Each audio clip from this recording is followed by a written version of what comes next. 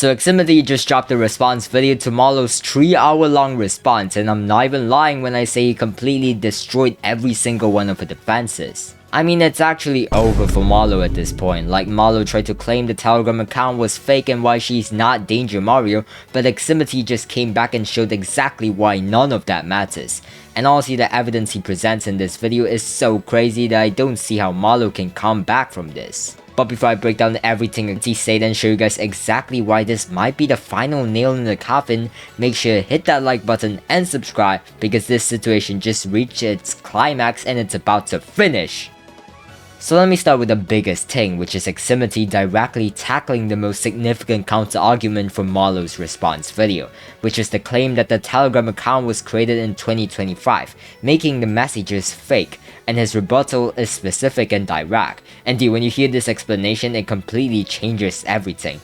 The Telegram account Marlow pointed to as proof of making it up was not the original account, and Aximity explains that a separate user going by the name Butter Possum had sniped the Telegram username after Danger Mario deleted his original account, like specifically deleting it as soon as Aximity's first video was released. And the account Marlow was showing the community to prove the messages were fake was therefore a completely different person who had simply grabbed the now available username. So the original account and its messages were deleted by Danger Mario himself in a clear attempt to destroy evidence. And honestly, this is such a simple explanation, but it completely destroys Marlow's main defense, because she was pointing to the wrong account the entire time, like the account she showed was created in 2025, but that's because it's a completely different person who took the username after Danger Mario deleted the original one. But dude, he then moves to the Discord DMs, which he presents as even more definitely verified, and unlike Telegram, Discord message history is directly accessible through account login. And he states the Discord DM history between Rednecks, who is the source, and Danger Mario has been confirmed to be legitimate by MCTiers stuff themselves, like with messages going all the way back to 2018 that line up perfectly with everything in the Telegram messages. So it's confirming both sets of evidence at the same time, and his logic is really strong here because the same person who released the Discord DMs also released the Telegram messages. So if the Discord is verified real, which stuff themselves confirmed, then the Telegram being fake will require two independent document trails from the same source to tell opposite truths, which is not believable. Like if the Discord DMs are real and they go back to 2018 and stuff confirmed them, and the same person gave both the Discord and Telegram, why would one be real and one be fake? That doesn't make any sense. But now let me tell about the Rai situation, because Aximity reveals a development that honestly makes me so mad. And it's that Rai has unbanned Marlow and reinstated all of her positions and tiers. Like, this happens despite Rai having personally seen both the Discord DMs and proof that the Telegram DMs are not made up, and Aximity lays out the layers of this problem in a way that makes it really obvious what's happening. So first, Rai was personally handpicked by Danger Mario to receive ownership of MCTiers. Second, Rai has been friends with Danger Mario for over 5 years. Third, Rai was unblacklisted from the community by Marlow's intervention, so he owes his community standing to her. Fourth, Rai has now seen verified evidence of Danger Mario's identity, and still chose to reinstate Marlow.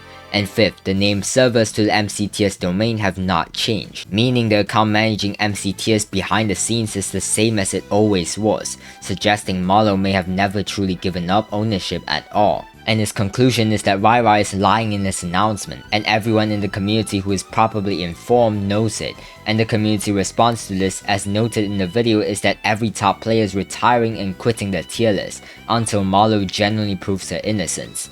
Like, the protection of Danger Mario is now so visible that the competitive community's most well-known players are all withdrawing rather than continue being part of what they view as a fake system. And honestly, this is huge, because when all the top players are quitting, that says everything about how bad the situation has gotten. But dude, now let me tell you about the second major section of the video, which shifts focus entirely, because Aximity states directly that Marlow's response video used his pause, which he had already publicly talked about as a weapon to discredit him, and turn public opinion against him, and he's really clear that this pause is not new information, that he has already addressed it fully in prior videos, and that Marlow presenting it as newly uncovered evidence is deliberately misleading to make it seem worse than it is. And he plays a clip from his own previous content where he had already openly admitted to and taken responsibility for a bunch of stuff.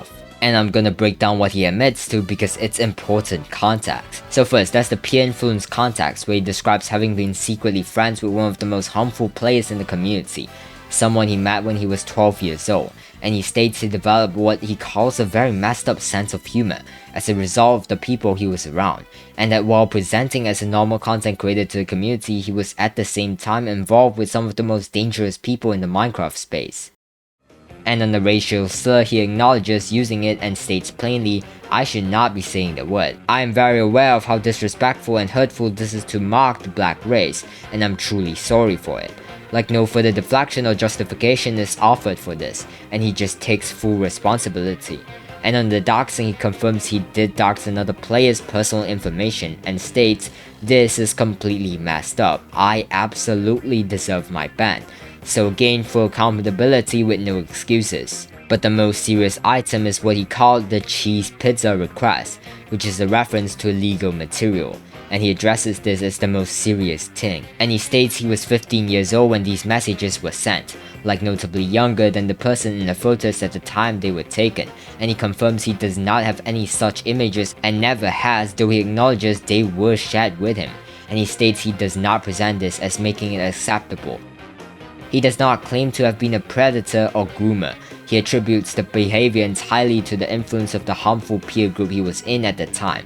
The person who originally leaked the screenshots is someone he describes as notoriously known as one of the most harmful and dangerous members of the Minecraft community. He states the person affected has since forgiven him, and he states he has worked to make things right, and he directs viewers to his first YouTube video where all of this is covered in full detail, really pushing the point that this is not a new revelation, and that Marlow presenting it as new evidence is misleading, because he had already publicly addressed it long before Marlow's video, and also the fact he had already talked about all of this publicly before Marlow's video makes Marlow's decision to bring it up again seem really manipulative, because she's presenting it like it's some new damaging information when he had already been open about it and taken responsibility. And dude, Marlow's video had also used a screenshot of Aximity requesting someone coded RAT, which is remote access Trojan malware, as evidence of ongoing bad intent. But Aximity's explanation completely changes the context. He says he contacted Resor, who is the same person who leaked screenshots of him in the past, and asked if he could code a rat for a skit in the video he was making. And the specific plan, as he describes it, was that the original version of the video was way more unhinged, and included a segment where he intended to troll Marlow by making it appear he had hacked Danger Mario to get a screenshot, and the joke was eventually scrapped and the rat idea was abandoned entirely before anything was built or used. So he points to the message chain itself as evidence because Resor never followed through with it. But now let me tell you about Aximity's core verdict on Marlow's video, because this is where he really lays out why Marlow's response doesn't actually debunk anything. His summary of Marlow's response is pointed and specific, and he doesn't engage with the video's more detailed technical sections but focuses on the fundamental question. And he says Marlow debunked 0. She came up with reasons as to why it's possible for her not to be Danger Mario.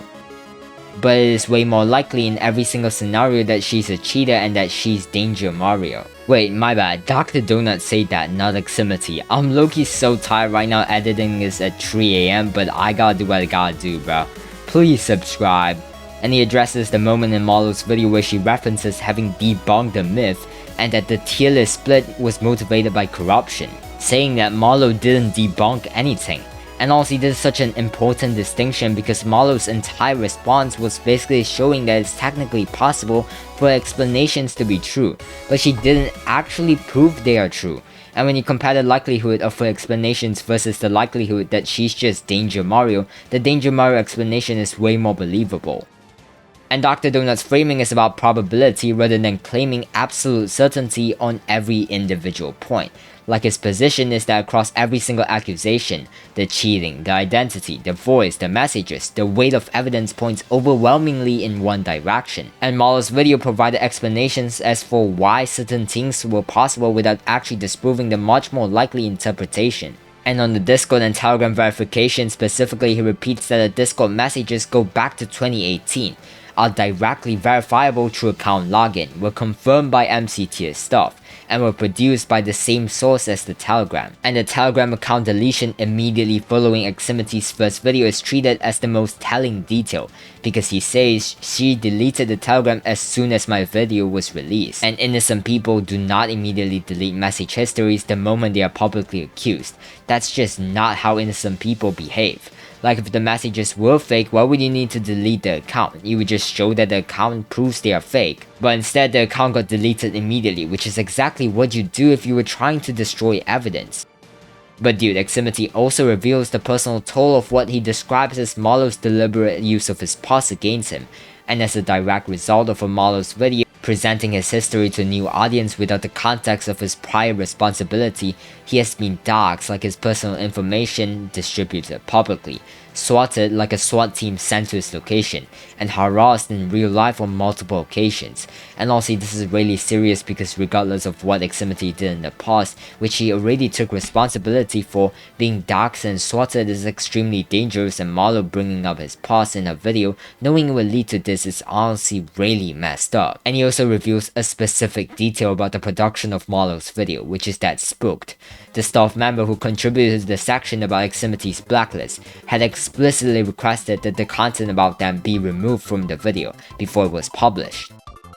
And according to Aximity, Marlow acknowledged this request and then uploaded the video anyway with the Spooked section included. Meaning Marlow explicitly lied to Spooked and then put them in drama they had specifically asked to be excluded from, which if true is a really bad look for Marlow because it shows she was willing to lie to her own staff members. And he also states that Marlow sent a fake cease and desist letter to his house in an attempt to scare him into deleting his content, which again, if true, shows a pattern of Marlow trying to silence critics through intimidation, rather than actually addressing the evidence. Like, if you have the truth on your side, you don't need to send fake legal letters to people's houses. You just present your evidence and let it speak for itself. But dude, Aximity closes the video by announcing he is going on hiatus following this video, and the reason stated is that the ongoing harassment resulting from Marlow's weaponization of his past has become severe enough that continuing to post publicly is not sustainable, and he calls for the harassment to stop and steps back from active content creation.